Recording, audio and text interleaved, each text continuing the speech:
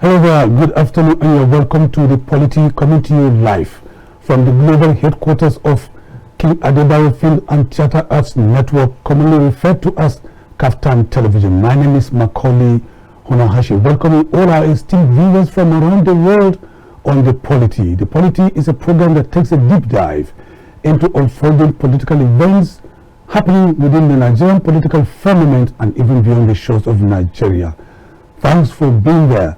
Joining me live in the studio is no other person than Gabriel Enemali, a grassroots community reporter and a media consultant, as well as communication strategist.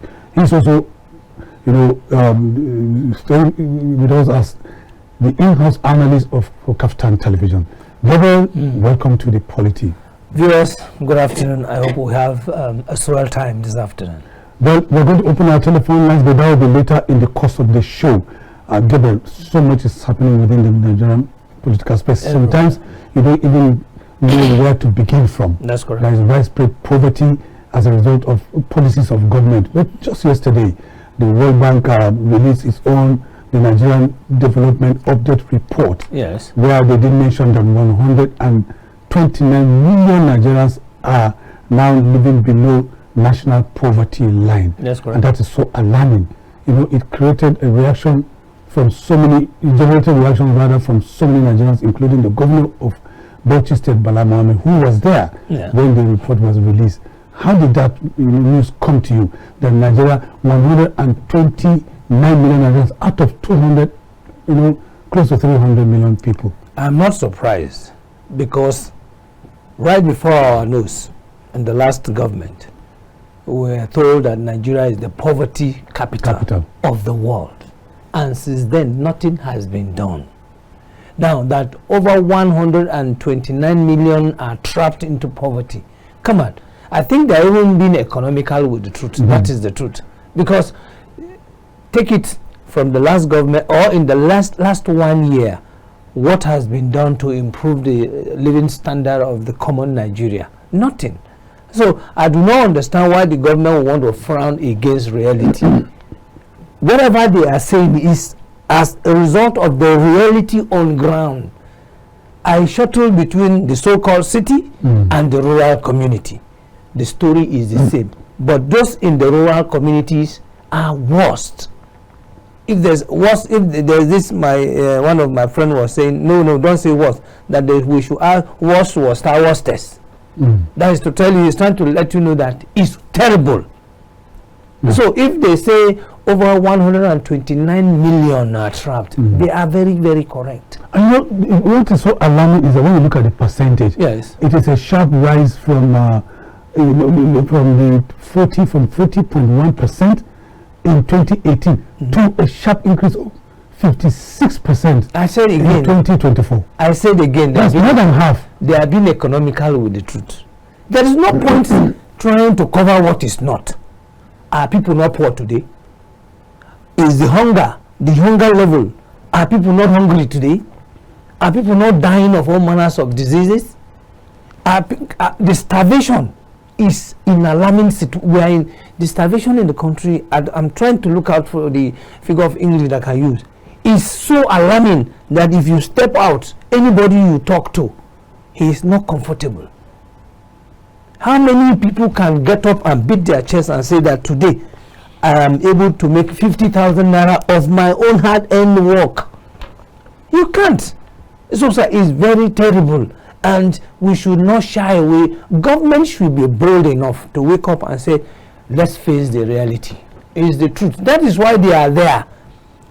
Government is there to take care of it's unfortunate that we do not have strong opposition. We do not have a civil society anymore like we used to have. It's unfortunate we don't have a strong labor union anymore. And that is why it seems they want everybody to keep quiet. No, sir. It is real. And it is what is real that is being told us. Two things are involved. It's either we are doing the right thing or we are doing the wrong thing. So there is nothing like let's mix it. No, sir. Go to the hospital. How many people can go to the hospital? Including myself. I have resorted to using folklore medicine. That's what I just finished. And I've told my children, please This is the ultimate. Because I can't afford hospital bills.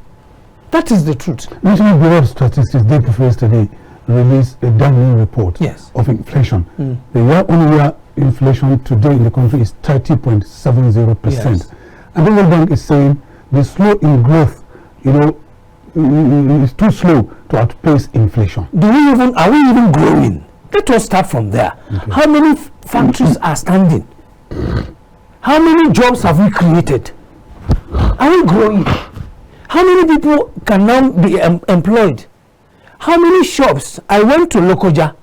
All the shops that I know, those of you in Kogi State, please bear me witness if I'm lying. All the shops that I know are closed down. Go to all the shopping complex, go and see their shops. Even the one that people on their own were able to put together. Where is the buying power of the masses? People can no longer buy. The small businesses that they put together on their own is not sustainable. So all of this, we see, is the real thing. Let us not shy away from the truth. Let us say it as it is, so that even God Almighty that we have been shouting and we have been calling will know that these people are sincere to themselves. I am hungry, I'm hungry. There's no two ways about it. Nigerians are hungry, they are hungry. There's no two ways about it. How many people can conveniently... I just spoke with a friend of mine whom we traveled together. I wanted to know if he's around because I wanted to visit their office. He said people don't come to office, that he will come today, he skipped the other day. Come today, skip the other day. And that as at the time I was calling him, that was about 11 o'clock. He said he's going because nobody is in the office. So what will he be doing? That is the reality. And we must not run away from it. We must speak to the issue. And that is the only way we can get it right. And now, investigation has revealed that, there was an increase from 115 million in 2023, that's last year, to 129 million in 2024 this year, which means that is a 14 million increase. 14 million Nigerians have been added to the this below poverty line. Do you know the number of out-of-school children now? It is the grace of God that I and you are sending your just yesterday my son brought his list. Federal government schools school fees has been increased to 70-something thousand. Is a child going to 300 level? Where is the job? Where do you get the money from? The truth of the matter is that things are bad. Let us not shy away. I don't know the effective English we can use to support that, but the truth of the matter is that things are not going well with Nigeria and Nigerians. That is my problem. So anytime they say we are giant of Africa, I say yes. In terms of landmass, I agree with you, we are. In terms of population, yes, we are. Any other thing, no. In terms of intellectual capacity, we have it, but where is the enabling environment to interpret all that we have into reality? It's not there. It's not there. It's not there. So now you are a rural reporter. Yes. What feelings are you getting from the rural areas? Give me just a peep into what you practically observe. First of all, once you get into the rural community, what you see is frustration. What you see is poverty. What you see is sick people. And any nation where you have these three things, what you see is hunger. Any nation you have these four things, then you are seriously heading to doom. Now, the farmers have already made up their mind. They will only produce what the man and his family can eat. You know what that means? What he himself and his family can eat, because he does not have the way to transport it to the market. There is no road that he will take it there. There is no infrastructure that can preserve it and all of it. So he wants to produce the one himself and his family can eat.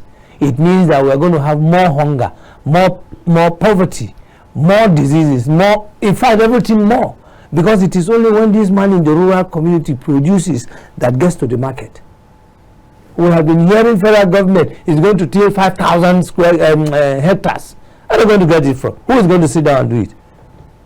The farmer, federal government, if it is why it does not need any 5,000 hectares of land to cultivate. The farmers already have their own land. Give them all they need is your support, and see the magic they will turn around this country. Well, the Washington-based bank, that is the World Bank, attributed the surge to inflation, to in addition to other factors, poor economic management and external shocks. You know, I have a little bit of confusion here because our reforms are tied to neoliberal policies, which are basically designed by these multilateral donor agencies like the World Bank. Yes. So is there no double standard here? Yes. In one way, if you look at it, economic management. Yes. Okay. In one way, if you look at it, Not managed by World Bank. Yes. Economic management is. We manage our own.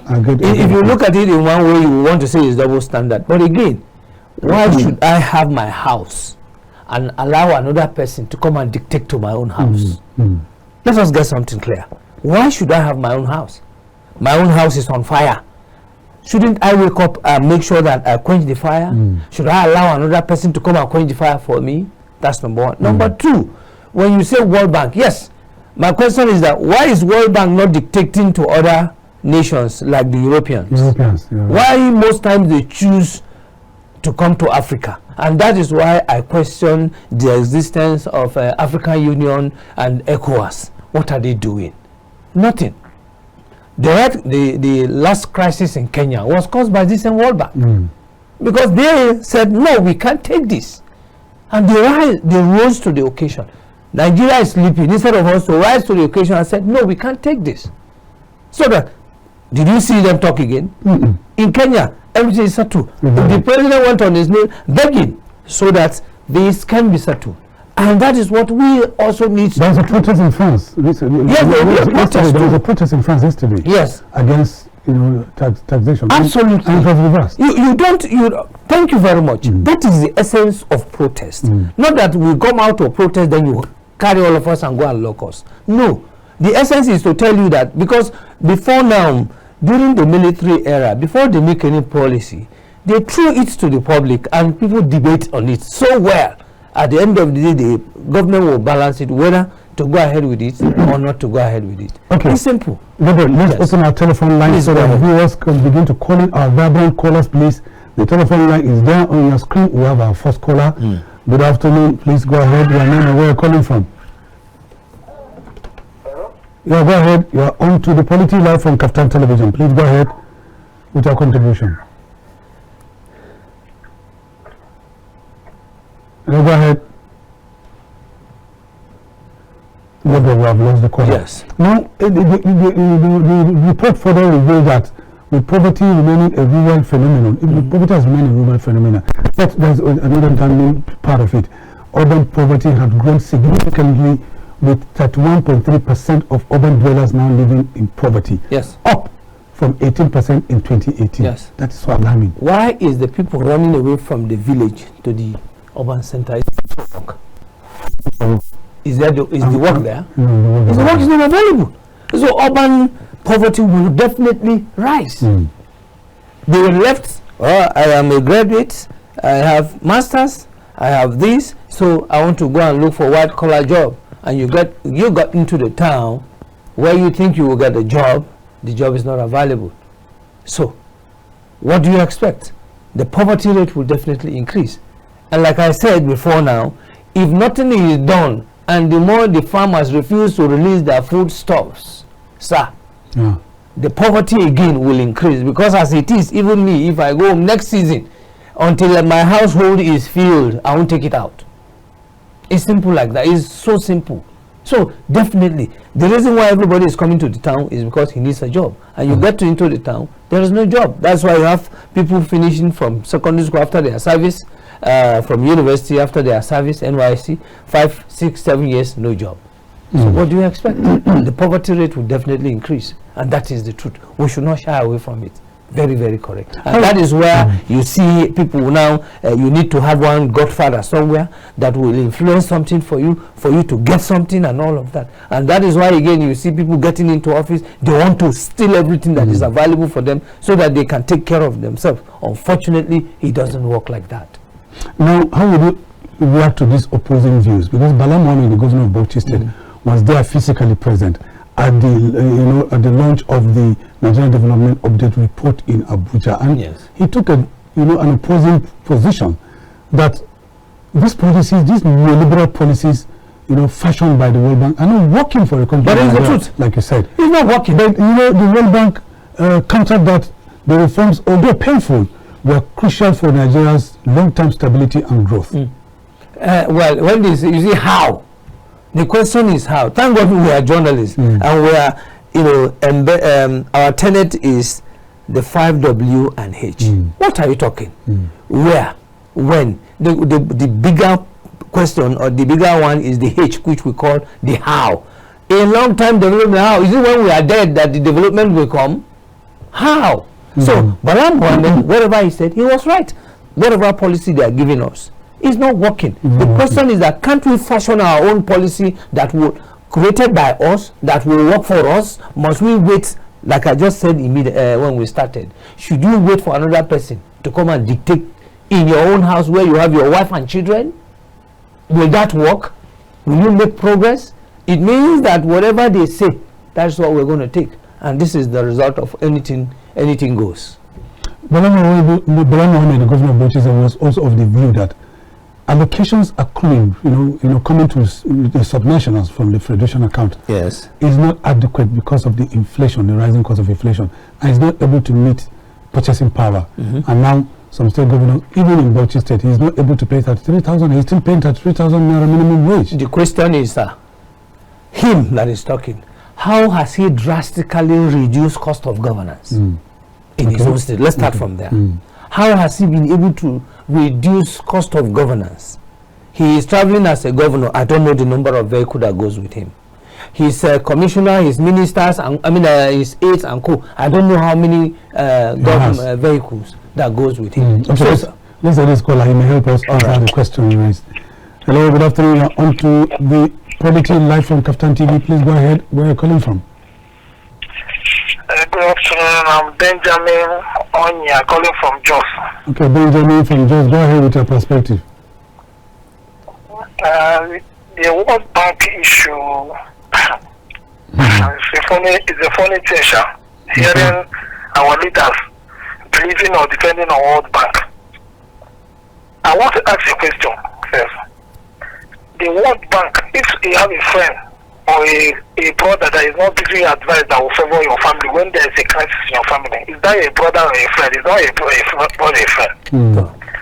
That World Bank in particular, I know that Nigeria have problems, most especially our refinery is not fixed.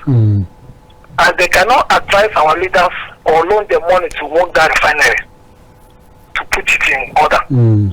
They believe in borrowing us money, calling themselves IMF or whatsoever. And our leaders know. And they might bring the issue and our leaders will not give the listening ear, or they might find an excuse and give them about that refinery. And that refinery is the beginning of corruption in Nigeria.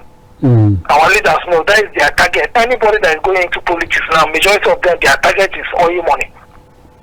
That's why they can invest enough to be in politics.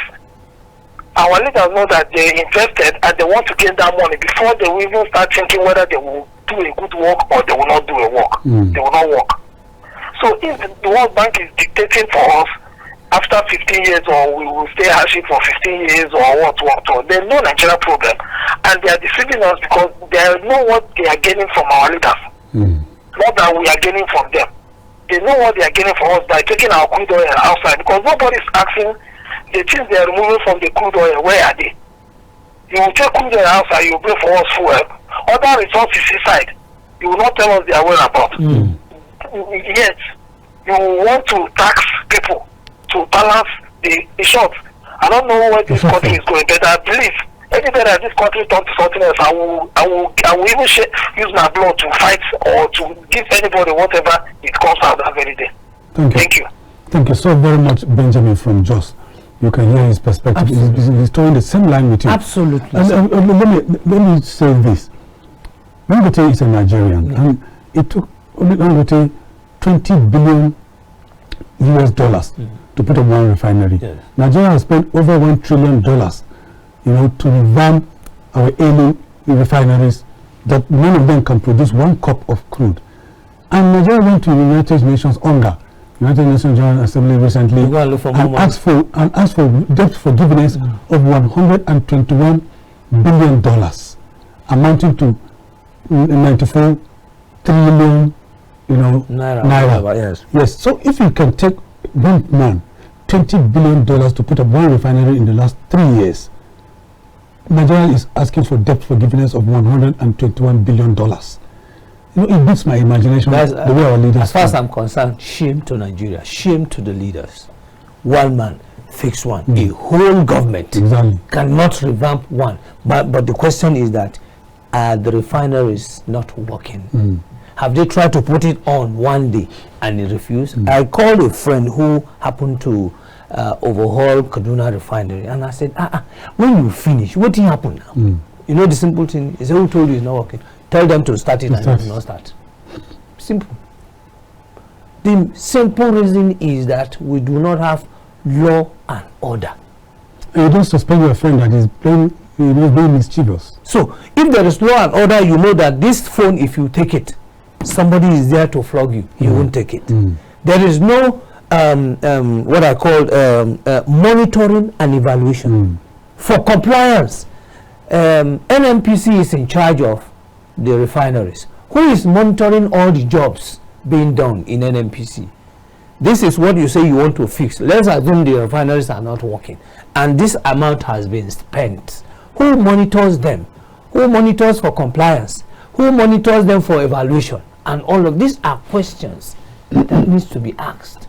Nobody is asking them. And because that is not done, everybody comes in, do what he wants to do and get away with it. And that is it. But because Dangote is an individual, Dangote is a businessman, not a charity man.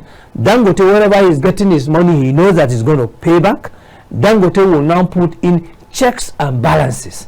Dangote will put in a team of monitoring and evaluation for compliance. Dangote will make sure that the cost of production is followed accordingly, and that is why it's succeeding. Can we also translate this into government? We also have it before now. So what happened? What happened? As we speak today, the vice president are not in the country. They're not in the country. Are they going wherever they went to? Was it to our own good? It's my own good. I believe so. You don't believe so because when he was leaving, did he tell you that whatever he's going to, he's bringing in investors that are going to take care of XYZ things? In any case, we don't even need anybody to come and tell us that he's going to travel abroad to go and bring in investors. Sir, if you clean your house, investors naturally will come in. Do you know that, Gabriel, on the 1st of October this year, to commemorate our independence anniversary, Mr. President gave a speech. Third to the last paragraph of his text, he did acknowledge the resilience of Nigerians. He said, and I quote, "We are aware the Nigerians are resilient and that they are tenacious." The question is, on the 2nd of October, he flew, he jetted out of the country to the UK, and then spent a few days there. On the 11th of October, he flew to France. Then yesterday, the vice president flew out. Both of them are not in the country, but the vice president is in Sweden, talking to investors to come into Nigeria. But let's go back to Bola Mohammed, where let me quote what he said when he disagreed with the World Bank officials. He said, "We should go back to the basics."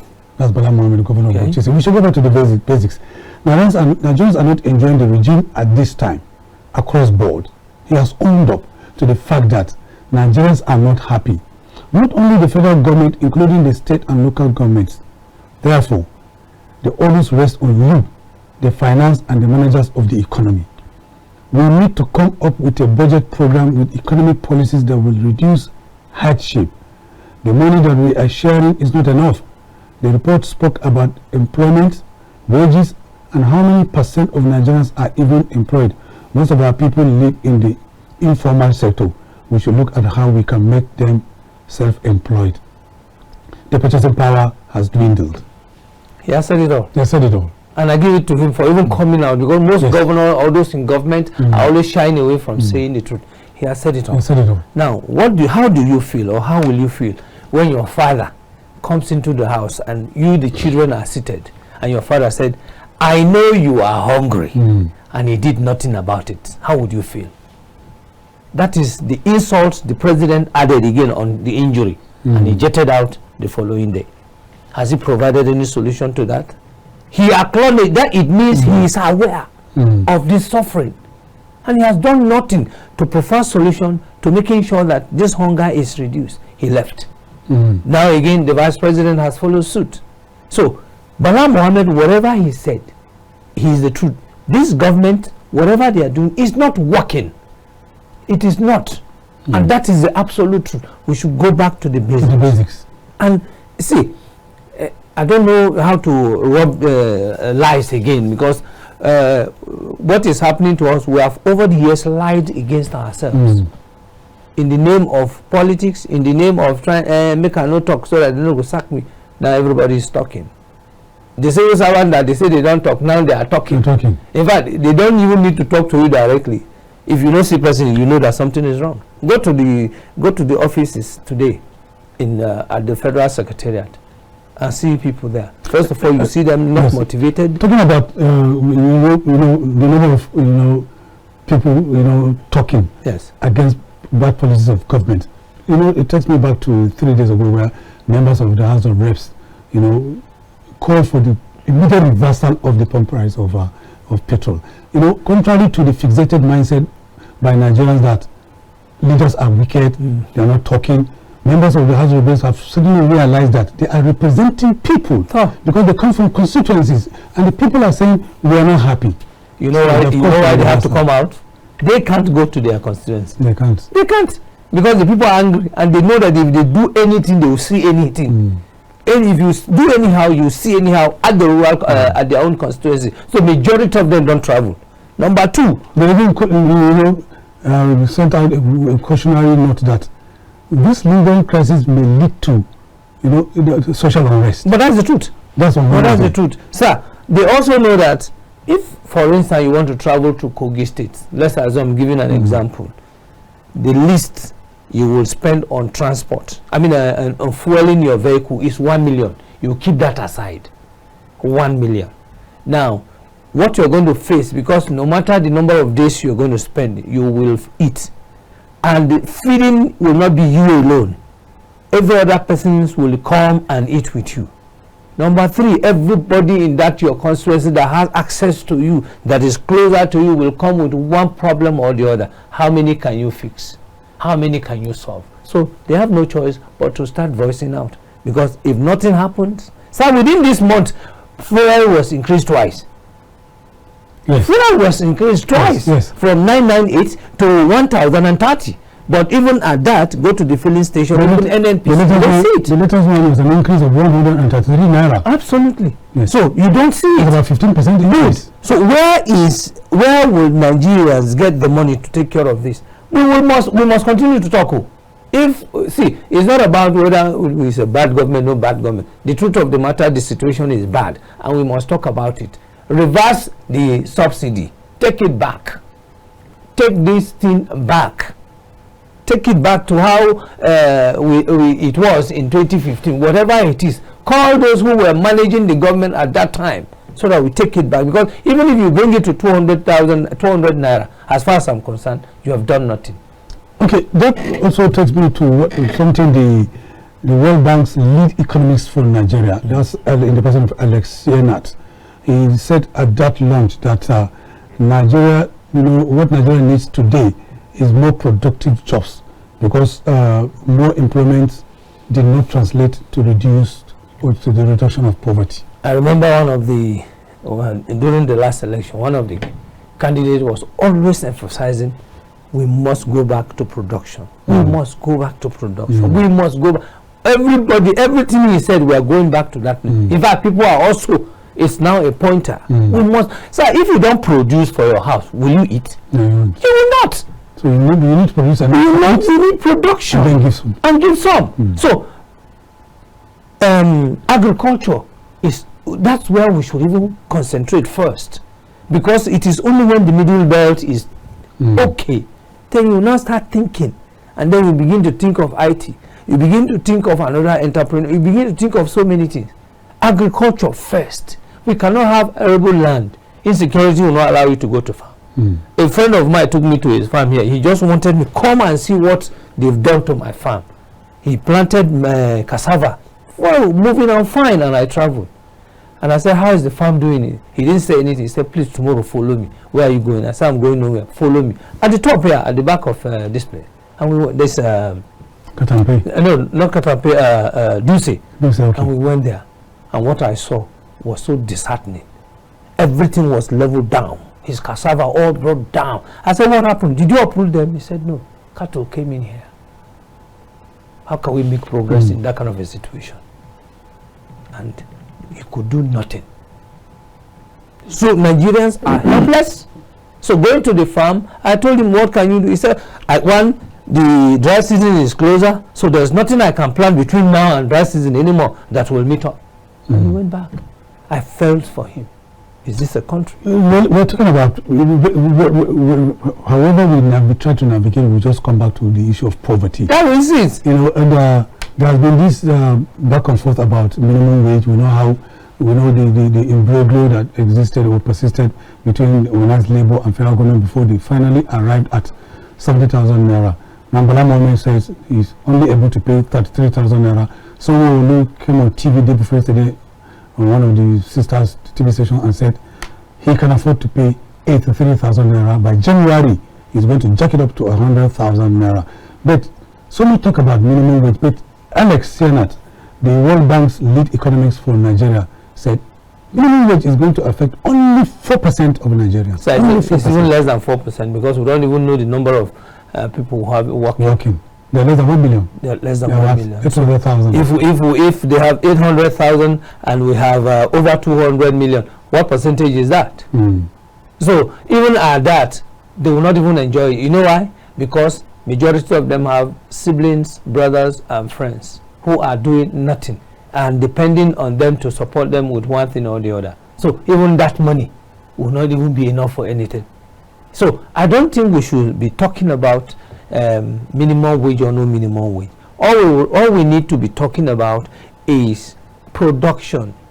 If everybody is busy in the village, if there are good hospitals for you to go, where you can access drugs at affordable price, you don't need your brother who is in the city who is also struggling to survive.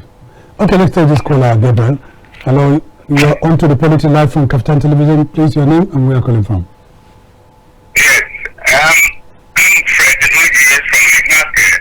from Fred, go ahead with your contribution, Fred.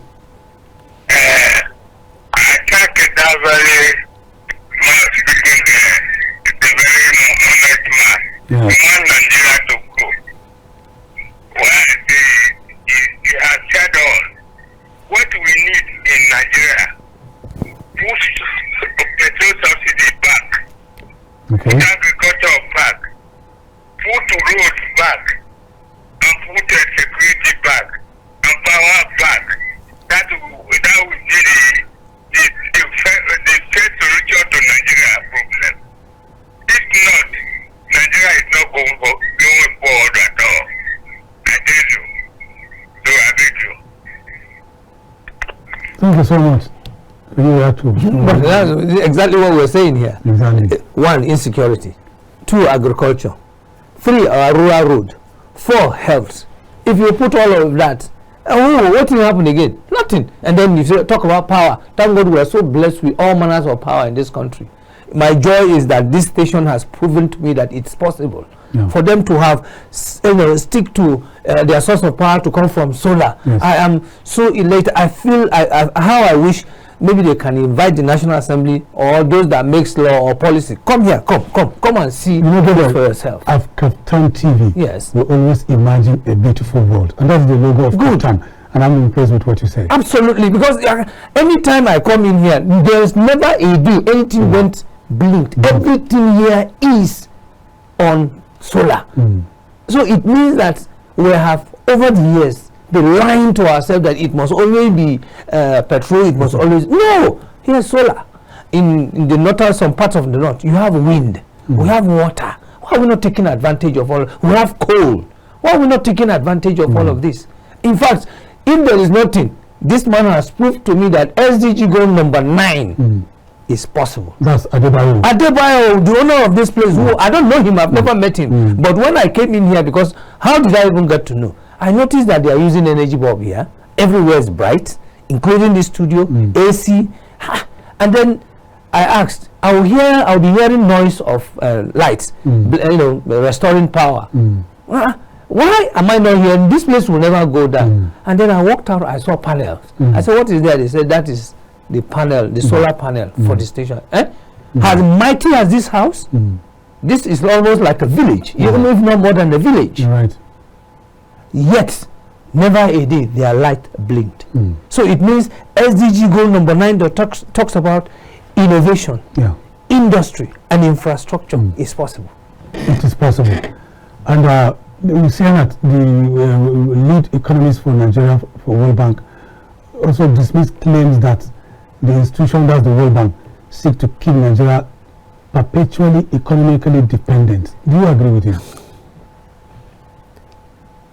I agree with him, because if you don't open your door, if the wall no crack, gecko will not enter.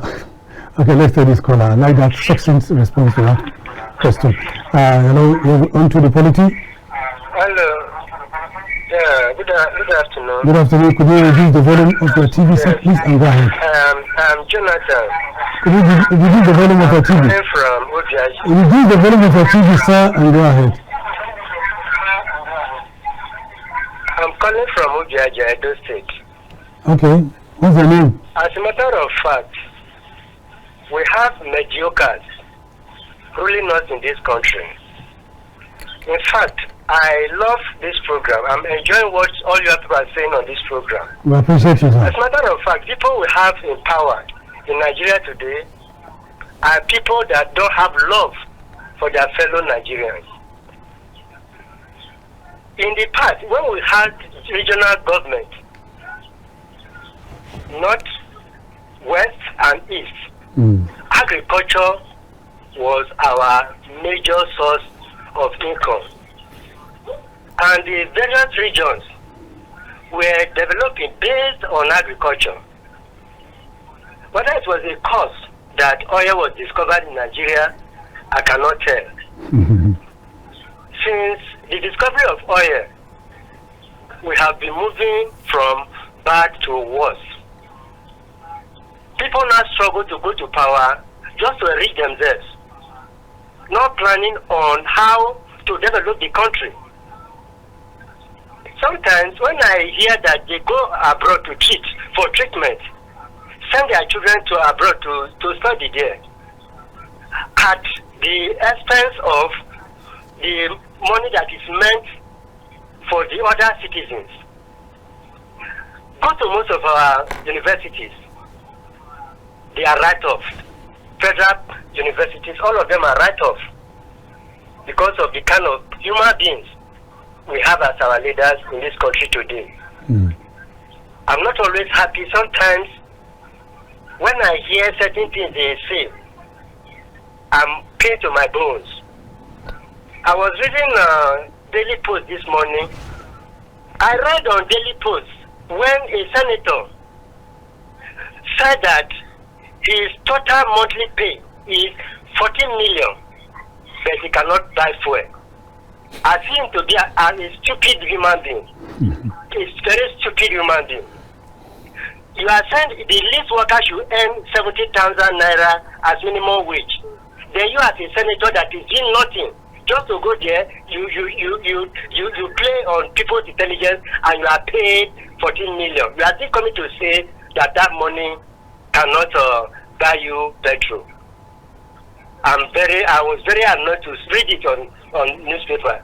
As a matter of fact, if we can go back to where we started from, agriculture, like the gentleman has rightly said, I think that will pay us very well. Burkina Faso, they are going that way. Burkina Faso, they are going that way. And the three countries that have disassociated from ECOWAS, they are working towards developing their country. Helping to develop their country so that their citizens can no longer leave their country to other places. I schooled in Kersi, Plateau State. It was in Plateau State when I was a student in Government Teachers College. The life I was living when I was a student is better than the life I'm living today as a father of a home. We were treated like kings in my former school. As a matter of fact, now go to most of our schools, they are all right off because of mediocres ruling us. Yeah. And the people that are responsible for what we are going through is the ANEC and the judiciary and the idiots who call themselves security agents. I'm sorry to say this. Turn down your language service and go ahead. Yes, I will. I'm in invest mode. Thank you. Hence, I'm talking the way I'm talking. Yeah, okay, you can resonate with your anger. If we, and what is paining me most, the people who are responsible for this rubbish we are going through are the so-called professors who are heading INEC of this in office. If I used to respect professors highly, but today, for those people who have brought them down, I no longer have regard for any professor again. Because I don't see that as a person who went to school. A person that went to school ought to be developed positively towards helping others. That is the essence of education. Yeah. That is the essence of education. You went to school to help to develop yourself, to help the society. Yeah, not right. developing yourself to be selfish to yourself. Absolutely. Which is very bad. It is Thank you. bad. That is my contribution We appreciate you. to these things you people are treating on the radio. Okay, I'm happy. What's your name? I listen to it every day. What's your name again, sir? Thank you. What's your name again? He's gone. Okay, we lost him. He made so many valid No, points. the one I actually took was this professor. A few days ago, we were 5 of us, and somebody who was giving, it was, who has risen to the rank of a professor. And I was trying to introduce the professor to a friend, and my friend said, "What professor? Is it professor of rigging or which professor?" Enemali, I listened to someone yesterday who said he is the most hated Nigerian today. He's a professor.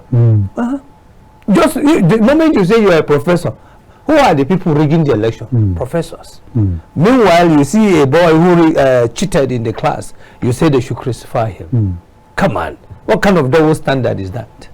So if you say you are a professor, people will professor, is it the rigging one or which one? Because again, in any case, for you to be a professor, sir, when we were coming up, they said this man is a professor because of XYZ he has done. Oh, we have seen. You have not done that. Just copy and paste. They make you a professor, and all you could go there and then you say by this blah blah blah you rig election. Well, the beautiful thing is that what goes around comes around. So they are also enjoying what they rigged us into. So we're all in the same. Thank God they don't have a separate market. Thank God they don't have a separate hospital. Whatever money they have acquired or amassed is finished. Because I love the way the naira and dollar, the dollar has dealt with the naira. So you can imagine a friend who has children in the school abroad, he needs to change 60 million naira to pay for his children's school fees abroad. Yeah. Well, there are calls for reversal of this fuel subsidy from so many quarters. And the professor in the House of Representatives member had a consensus, agreeing for the urgent need to reverse this trend. But the country director of World Bank, Dr. Ndiame, has urged the government to sustain its reforms and warning that reversing them will be disastrous. And let me quote him. He said reversing these reforms will be detrimental and will spell doom for Nigeria. He's taking a dissenting voice representing World Bank in Nigeria. Hey, like I said, if the wall doesn't break, the gecko will not enter. Whatever he's saying is to their own interest, not to the interest of Nigerians. We should have capacity to rule ourselves, to govern ourselves based on the policies we want. Sir, what does it take to reverse this thing? All the president needs to do, like I said before, is to call all those we call them legal refiners at the Niger Delta. Because me as a common man who doesn't have any idea of petrochemical engineering, I won't do it. So it means that there are experts there. From today, the president, all he needs to do is that from today, you are no longer illegal refiners, but legal people. You bring an NPC to regulate them. You bring FIRC, they will pay tax. You bring CAC, they register, and all of that. They create jobs, and then they flood the market, because the moment you have more than 5, 6, 7, 8 refining, everybody will want to carve an inch for him. The money will definitely, the price of petrol will definitely fall. Fall down, okay. Hello, good afternoon, sorry, You are onto the Polity Live from KAFTANTV. Please go ahead with your perspective after telling us your name and where you're calling from. Good afternoon, sir. Good afternoon. Go ahead, sir. Okay, I am Chambi Dene, calling from Benue State. What's your name? Precisely. Dene, Chambi Dene. Dene, okay. Yes, precisely in Boku, Benue State. Okay, go ahead with your contribution. Okay, sir. I first of all want to appreciate your program. We appreciate your calling. Yes. Anytime I do watch your program, I feel like crying. Wow.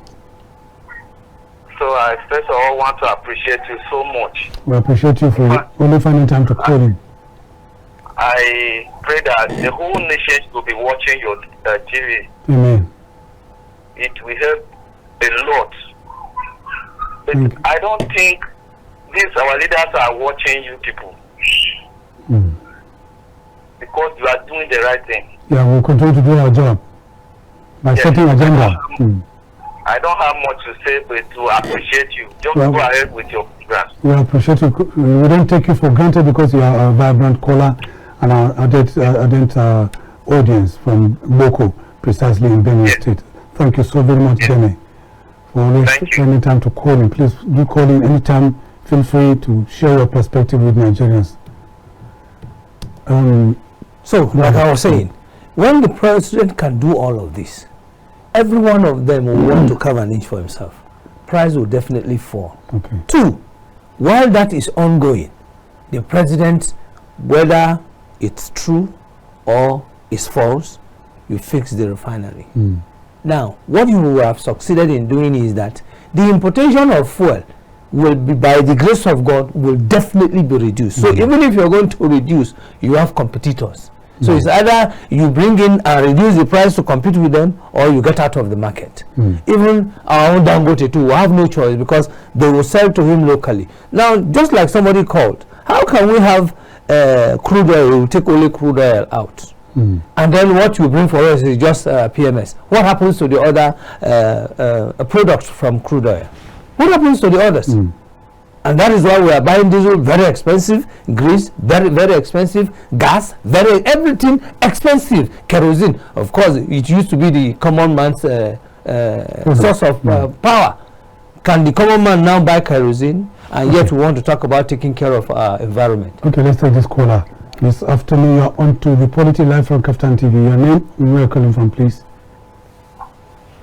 Good afternoon. Good afternoon.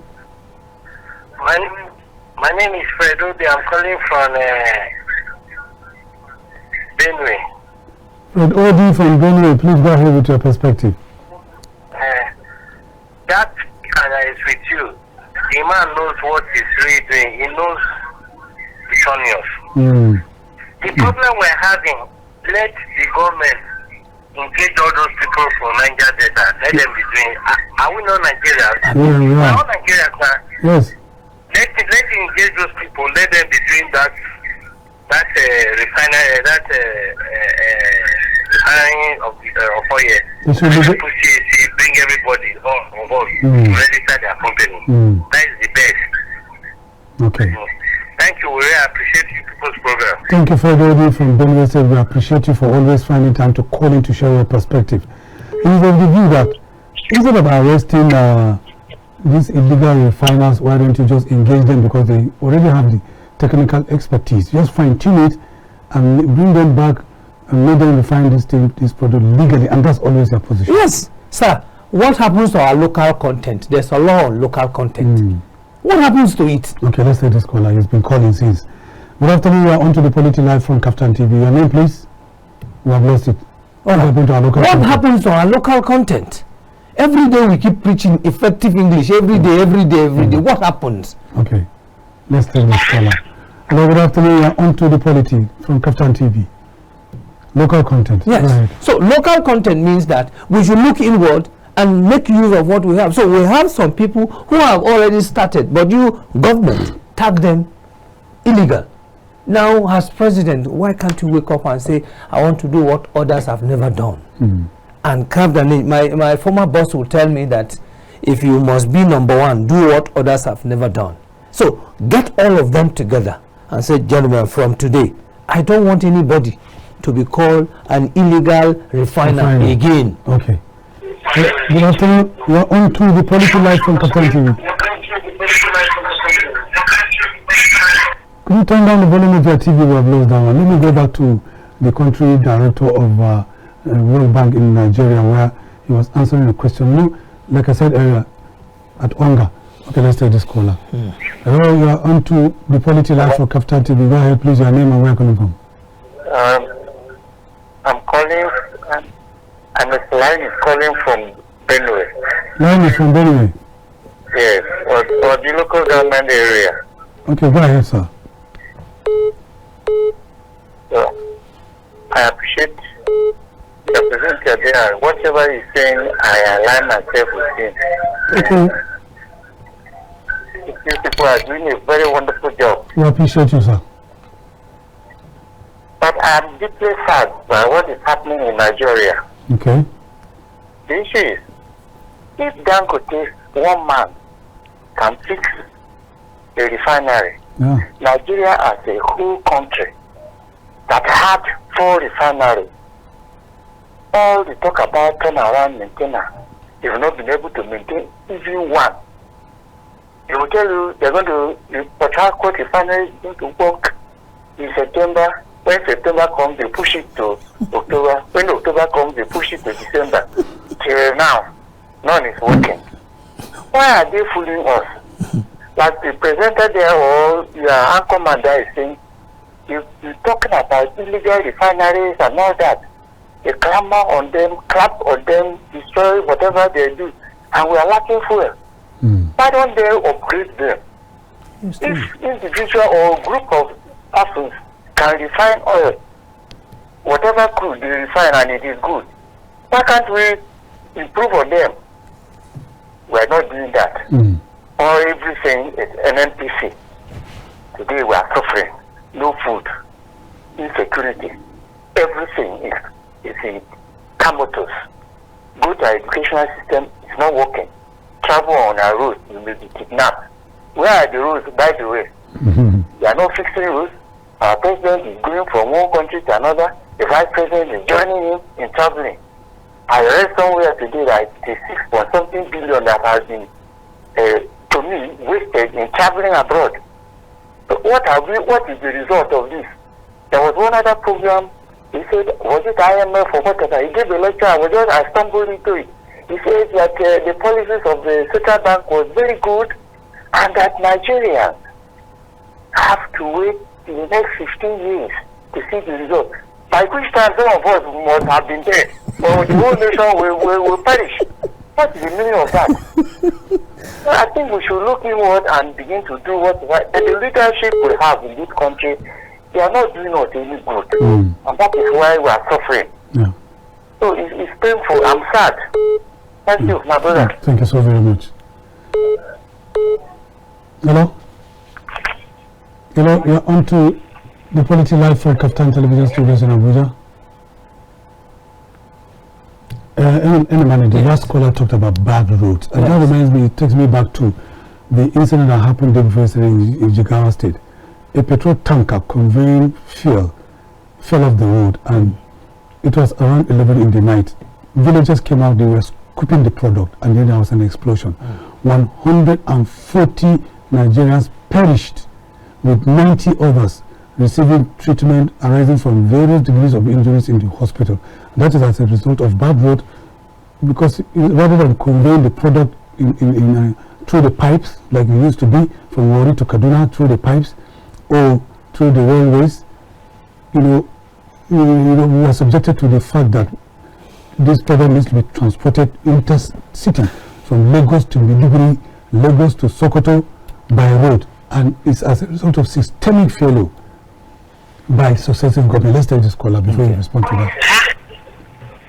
Hello, good afternoon. You're on to the Polity. You're on to the Polity. Go ahead. Good evening. Good evening. Your name, please, and where you're calling from? Gabriel from Kwara State. Gabriel from Kwara State. Yeah.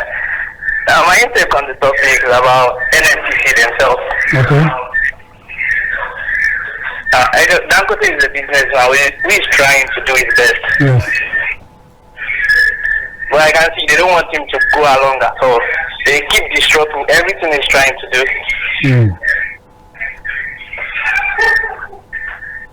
I mean, Nigeria should work together if you want to make the price of petrol and other petroleum products to go down. I mean, petrol is not the only thing that causes inflation in Nigeria. There are also other factors. Yeah, there are other factors. Like agriculture, which most Nigerians don't even want to go into.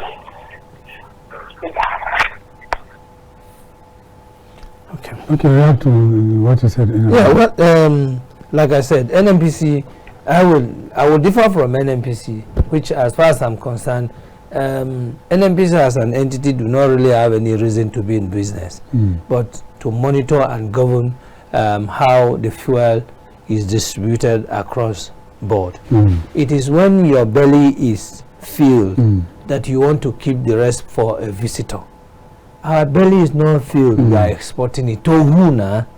Is it to the detriment of Nigerians? Yeah, that's right. It's unfortunate that we are finding ourselves. Now, if, like I was saying before now, if we allow all those so-called guys we call illegal refiners to become legal, now a lot of things will have, the multiplier effect alone cannot be overemphasized.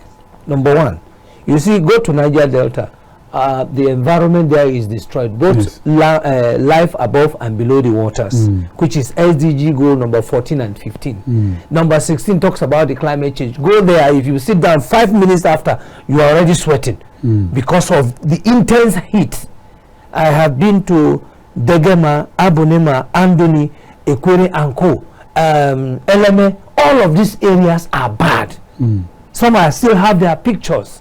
They are terrible. All we need to do, once we bring all of this will drastically be reduced. Don't forget.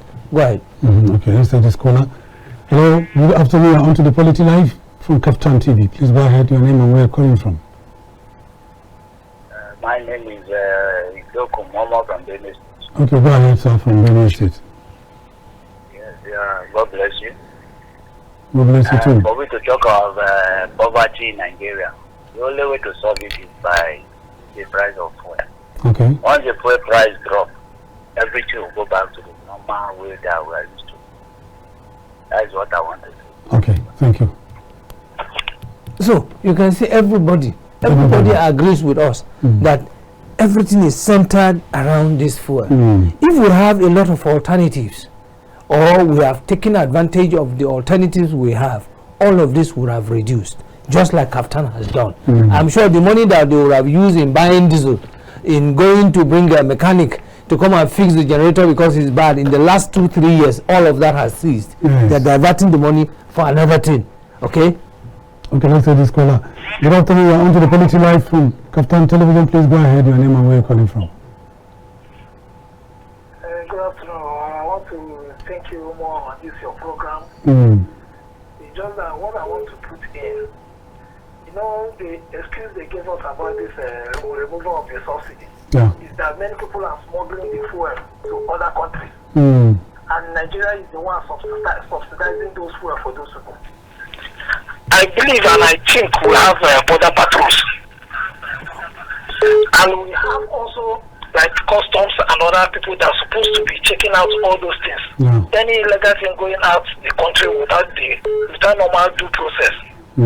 Why won't they put it in order so that those fuel will hardly go outside? Anyone who subsidized, they will use it in Nigeria. Now Dangote refinery started working. They influenced Dangote because of those prices they used to sell at other countries. So that the price now, they will continue getting their money. Dangote wants to do things, but it shows that they are corrupting Dangote's mind on how to cushion the effect of this fuel. But I believe that he's a businessman and he's supposed to know how to work it so that people will patronize him personally. Look at NNPC hijacking selling of fuel from Dangote. Some people that are supposed to put our refinery in order, they hijack Dangote oil that they were supposed to be the one marketing it. It's not individuals. It's showing the criminality, the level of criminality our leaders are in this country. That is all what I want to say, most especially on that border thing. They should do something about it. So that this subsidy, they will bring it back. It's a problem that they can solve. Okay.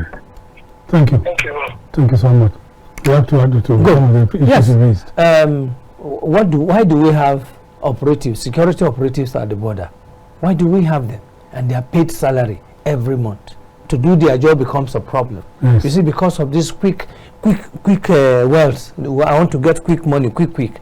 Now, because we also lack law and order. I mean, you wake up and ask you see somebody who are having 5 cars, and nobody questions him. Here is building houses, nobody questions him. This is not good. What happens to technology? Why should you move from depot and nobody monitors where you are going? Why? Why can't we monitor our borders with all the satellites? In this country, we shot 2 satellites into the space. Are they working? They are not working, so we cannot even monitor our border. Our border is so porous, anything can come in anyhow. Nobody knows where it's going, and nothing can happen, or nothing will happen. So if we can take care of SDG goal number 7 talks about technology and innovation. Come on, why are we behaving as if we are still in the dark age? Just come on with your phone, you can monitor where people are. You know where they are, you can track where they are. I mean, we make things look as if it's so difficult for us to achieve all of these successes. So whether we like it or not, in as much as we refuse to look into other source of energy, this is the problem we will always continue to have. So I will employ the government to wake up as fast as possible. Do you know that Dangote, the cement factory, no longer use diesel? They use charcoal. I mean, coal. They use coal. They use coal. All of them, because of issue of no diesel. They have stopped using what do you call it? Diesel. They are using charcoal. Sorry, I keep calling it charcoal. Now, after all, it's black. Charcoal. You know, they now use coal to power it. Just like KAFTAN has decided to drop diesel and now use sun to power their station. We can do the same thing. We should stop lying to ourselves. All the major streets today, can we divert those lights? Remove the lights and divert and bring back, put solar on all the street lights. Is it not to eliminate the environment? Put solar panel on it all, and everywhere will be white. Come on, these are simple things that we can do. Why are we so wicked to ourselves? And this calls for leadership. And until we do, we won't get anywhere. Let's take this caller. Hello? You want to do Polity for KAFTAN Television Live, please go ahead, your name and where you're calling from. Hello. Yeah, go ahead, our first female caller. Hello. Go ahead, we can hear you loud and clear, go ahead. Hello. We can hear you, go ahead. Good evening. Good evening, go ahead with your comments. I'm calling from Lagos State. Go ahead from Lagos State, go ahead, we can hear you. My name is Jerry Daniel. Jerry Daniel, go ahead, we can hear you. Go ahead. The thing about this politics of Nigeria today is that when P2B was coming, we say we should vote P2B. Then I say that we should vote Tinubu. Now the consequences have come. Now we have to face the consequences.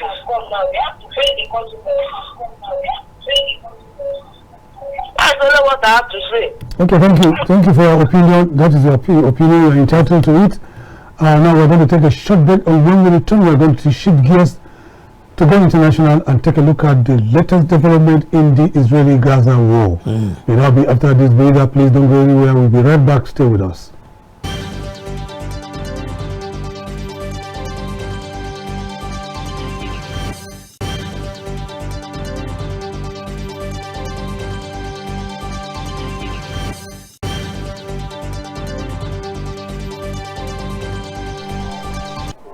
Minutes.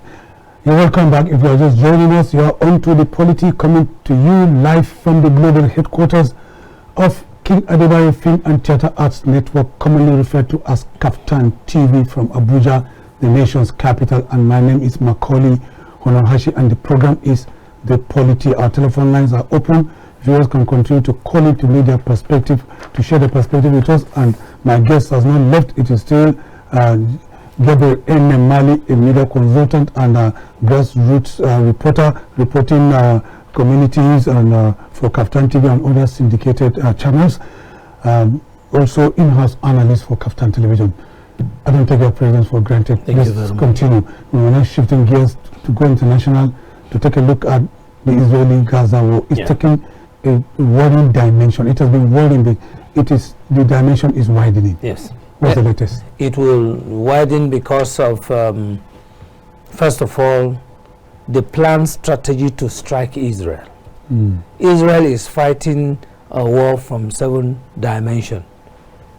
Iran is they call it, I listened to them around a lot. They say that Iran is the head of the snake or head of the octopus. You have the Houthis from Yemen, you have in Syria, you have in Lebanon, you have in Iraq, you have in Gaza, and then you have the Hezbollah and the Iran itself.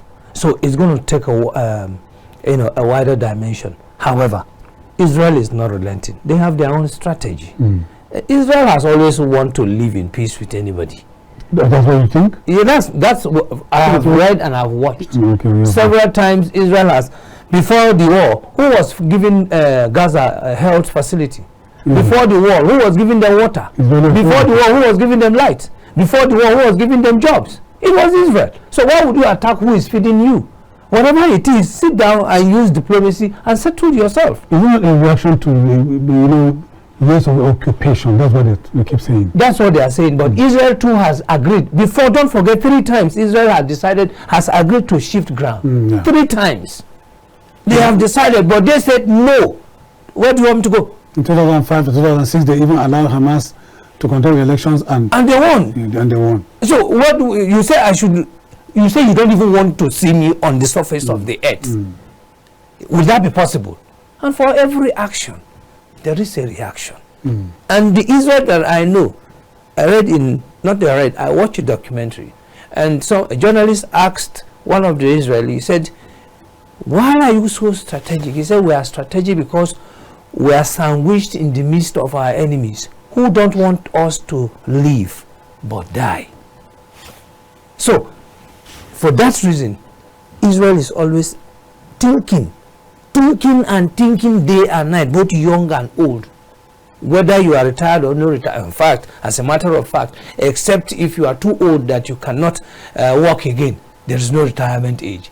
When they first attacked the northern part of Israel, one of the elderly men who fought in the war, very old, 90 years, picked his gun and moved out.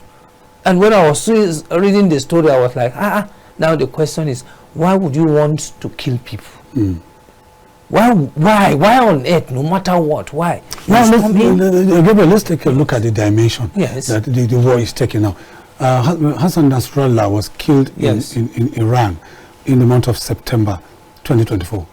That's about 2 Haniya, that is Haniya. Okay, we're saying Haniya. Yeah, Hassan Haniya. Nasrallah was also killed. Yes. The Hezbollah head, yes. And now Yahya Sinwar took over yesterday, who has been in Israeli detention for 20 years. He was for 20 years. Yes. Now he took over the reins of leadership, and he was also eliminated by the Israeli, IDF, the IDF. But and Biden is leading an international push for Gaza ceasefire after the killing of the Hamas leader. Are you worried that there could be ceasefire? There could be disruption for these talks about ceasefire? Now, if you want Gaza alone to ceasefire, it's not going to be good enough. Why don't you involve everybody, including Iran? Don't forget, 2 times Iran shot from their own home front into Israel twice. Now, and they are also even vowing that they will also attack. Now, imagine if Israel does not have any air defense. Imagine the casualties. Israel has not retaliated. For every attack, Israel normally give a forewarning. Leave the place because we want to attack here. Leave the place. If you remain there, it means you are part of them. And then again, the Hezbollah and Hamas are also using the civilian as human shield, so that once they hit, they go back and then they use them as propagandists, so that they have pity on the people of Gaza. So my own question is that Why would you go and attack people when knowing fully these people are more strategic than you? These people are more technologically advanced than you. These people, whatever they say, don't forget, Israel know they forgive you. If you attack, they will attack and attack you hard. So why would you, well, having stayed there with them over the years, you should know who they are. And that is why they want to. Jordan, did you see Jordan get himself involved? Who is supplying Jordan water today? Israel. Did you see Saudi Arabia get herself involved? Did you see others gotten themselves involved? Why is it that, then again, there's from another angle or dimension. If you notice, is those with the Shia affiliates of the Iran, they are the one attacking. In totality, if you look at Gaza, not even all the Gazans that are attacking or that are fighting, it is those ones, the few ones. The same thing in Hezbollah, the same thing in Yemen, the same thing in Syria, the same thing in Iraq. Surrounding Israel, all of them with the Shia. No, there's another worry. You know, there are over 100 captives still in the hands of their captors, the Hamas militants. With the killing of Yahya Sinwar, families, you know, fear for the safety of their loved ones that are in captivity. In any war, there's collateral damage. Okay. In any war, and I'm very, very sure that Israel have also, you know, accepted it that with the killing of this guy, anything can happen. Tomorrow they might just kill all of them. Don't forget, they even killed when Israel soldiers were approaching, and they knew that they're going to kill. They killed the four people, the four gentlemen that were their bodies were discovered.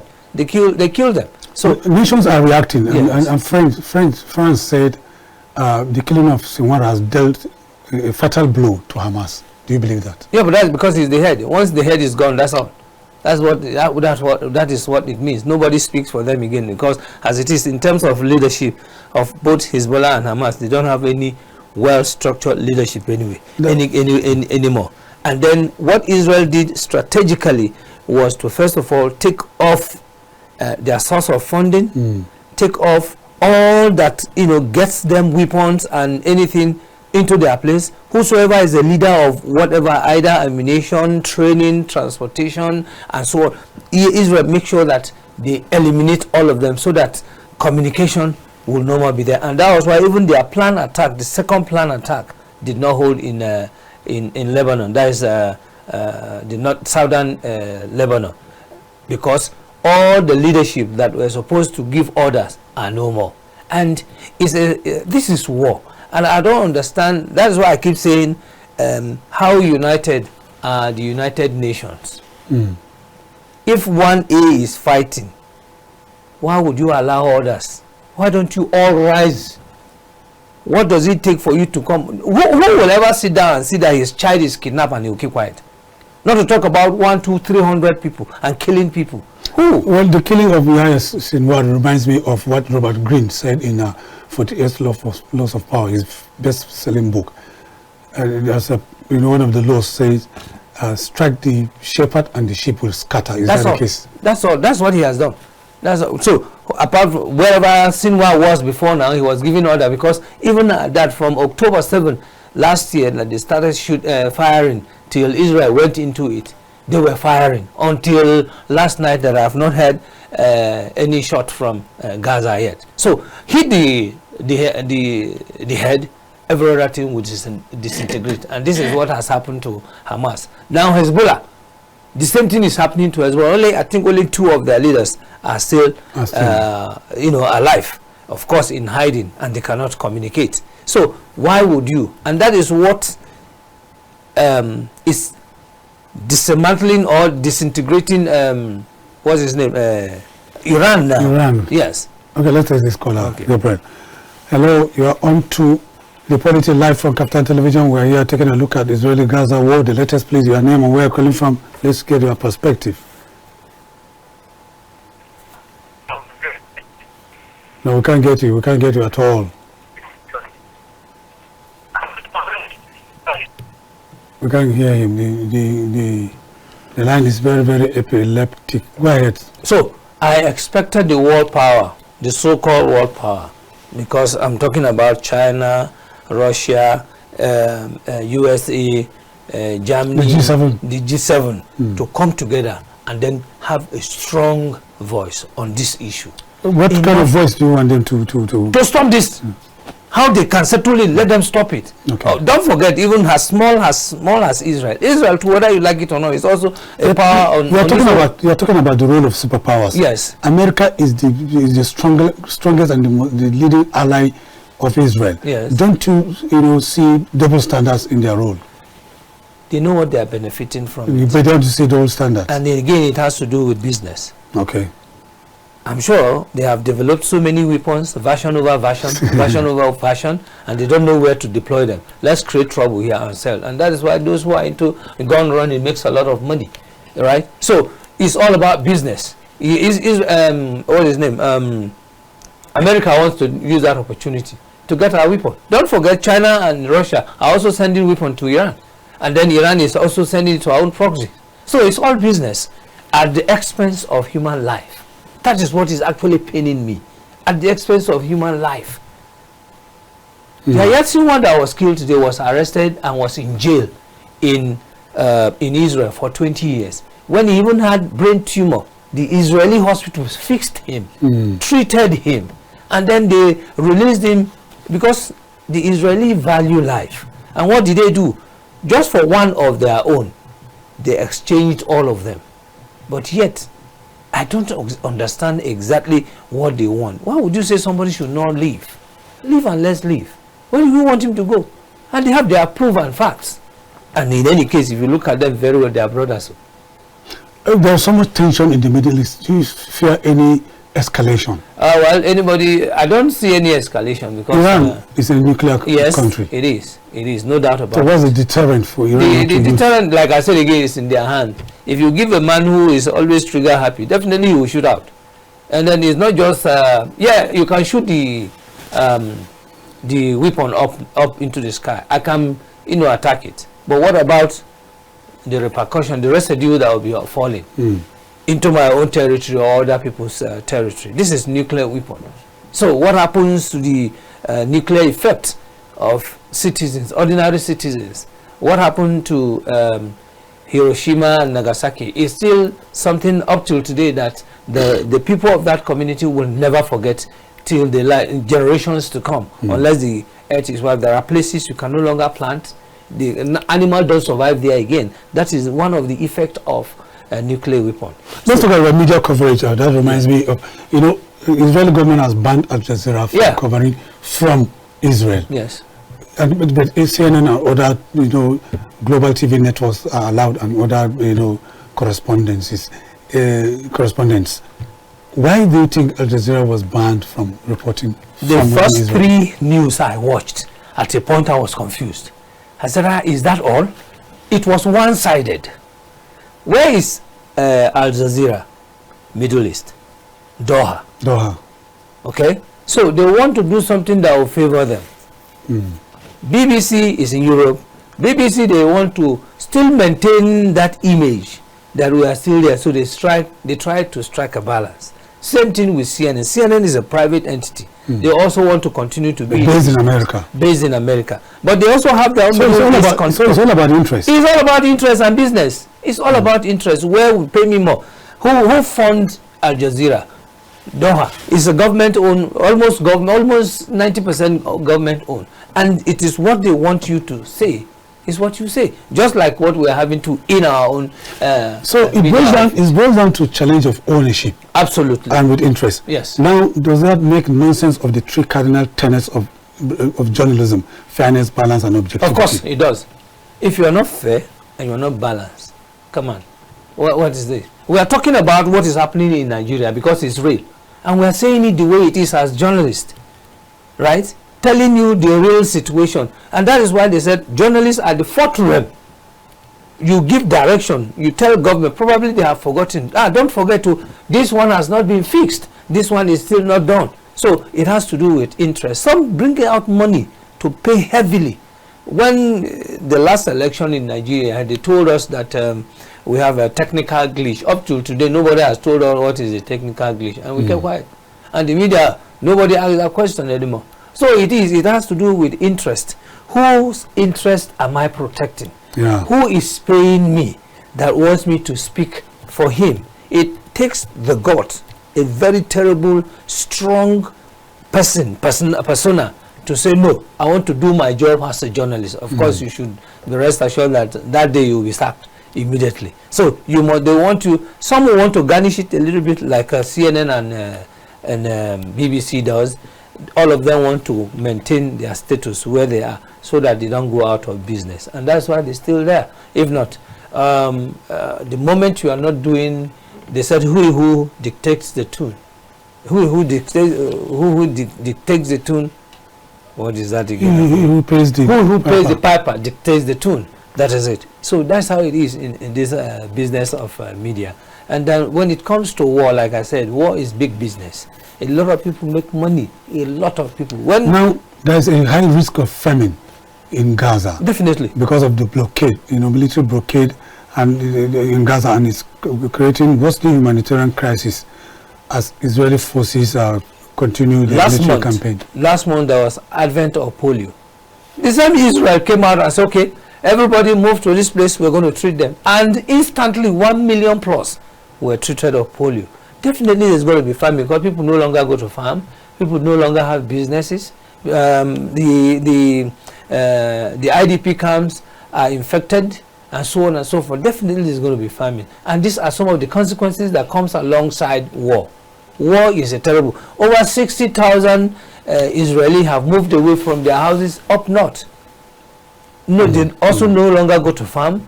There's no business happening there. Their children are also not in school. So they have moved into the center of the town. That is the consequences of war. No, now Israel is actively obstructing delivery of international aid. Yeah. Is that not on? They are obstructing it, but what they said is that we are going to obstruct it, but we must check it.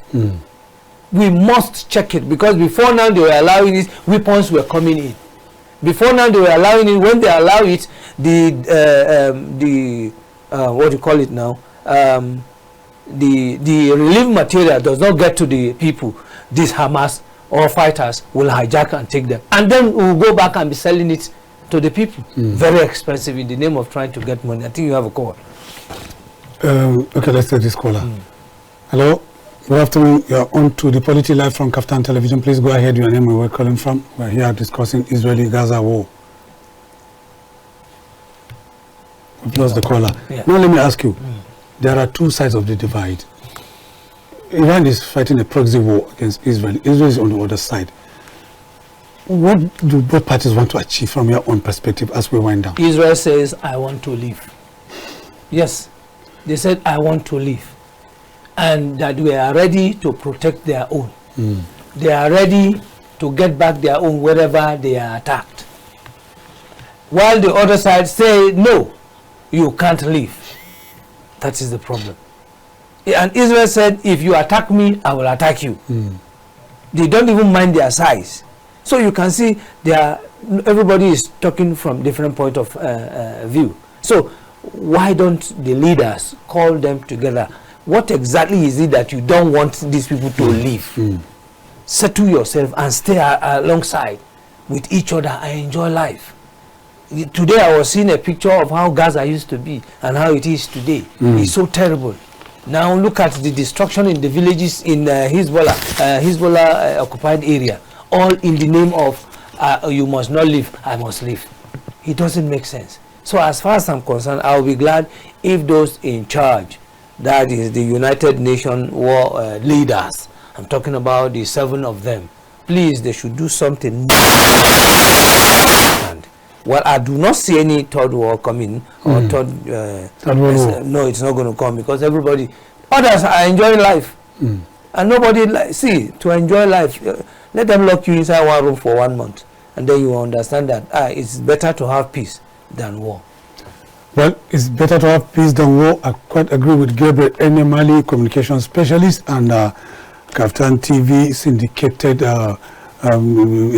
journalist, grassroots reporter that reports communities from across Africa, not only Nigeria. Thank you for coming to the Polity. Thank you so much. That's the size of our package today on the Polity that came to you live from the global headquarters of King Adebayo Film and Theatre Arts Network, commonly referred to as KAFTANTV, from the nation's capital, Abuja. My name remains Macauley Hunohashi, saying thanks for being there, and see you next time. Bye for